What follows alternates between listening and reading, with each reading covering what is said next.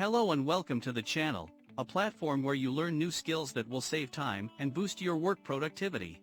If you find this video helpful, then please like and share the video, and don't forget to subscribe and hit the bell icon to ensure you are notified whenever a new video is added. By the end of this short video tutorial, you will be able to understand how to use the NETWORKDAYS function to calculate the number of working days between two dates. By default, NETWORKDAYS automatically excludes weekends, Saturday and Sunday, and if you provide a list of holidays as dates, this function will also exclude those dates.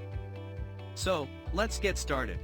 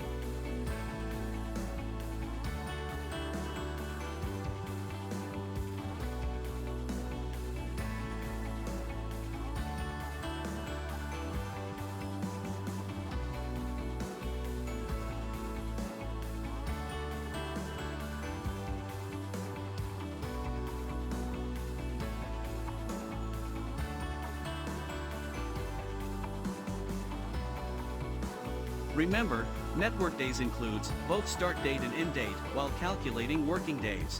Which means if you take both start and end date same, the date is not a weekend or holiday, it will return as one workday.